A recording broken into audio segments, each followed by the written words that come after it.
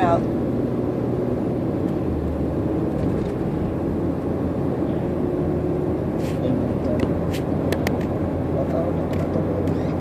Malapit. Ang bilis nga na. Wala kasing traffic. Hindi natin na-stop ang traffic.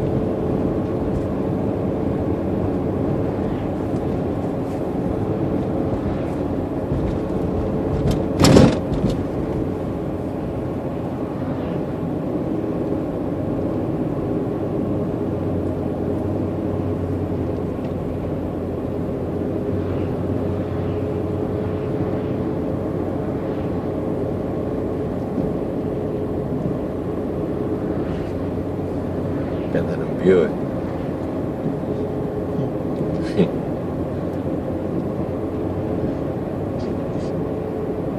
Country. Parang country. Na, tas hills talaga. Ang gusto ko dyan yung ano eh, yung pwesto ng chapel. Kachapel. Oo, ang ganda bro. Ang ganda. Nasa taas talaga siya. Tapos yung pinaka tower niya, yung cross, ang taas, ang ganda.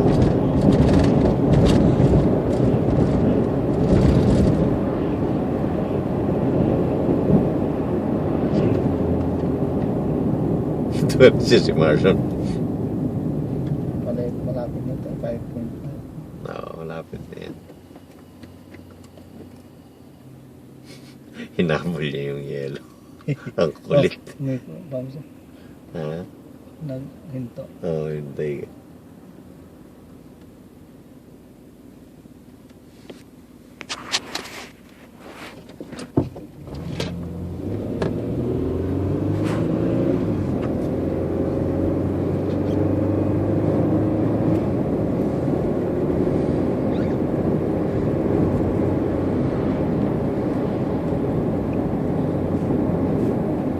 School bus siya. Mas ang dami oh.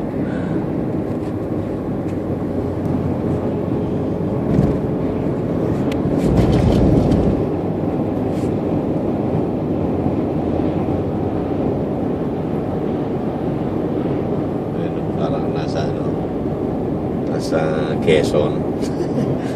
May mga fruit stand.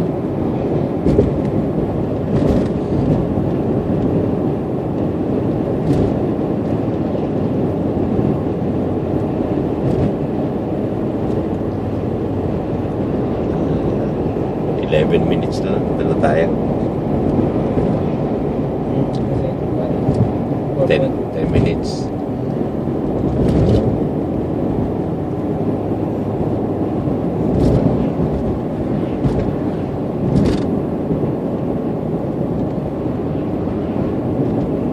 Malamig talaga.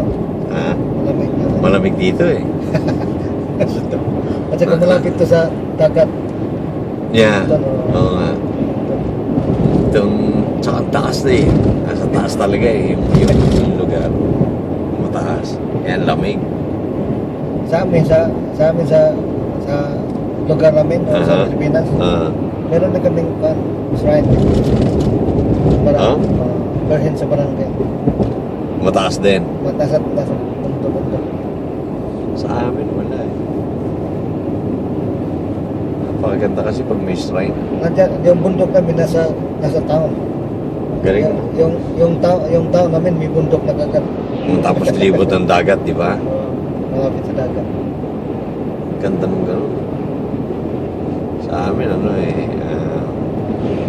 May part na may na may malapit sa hills na ganyan, bundok. Pero hindi malayo sa bayan. Malayo talaga, as in malayo. Siguro mga 20 kilometers pa. Maybe more. Huwag mula dun sa bayan. Yung bundok. Bundok. Sabi nga nila, ito lang paano may Galing mo. yung town yun na may bundok sa loob. Oo, bihira yun. Nasa town. Tapos dagat, andyan na rin. So, nandiyan rin dagat. Dagat sa bundok.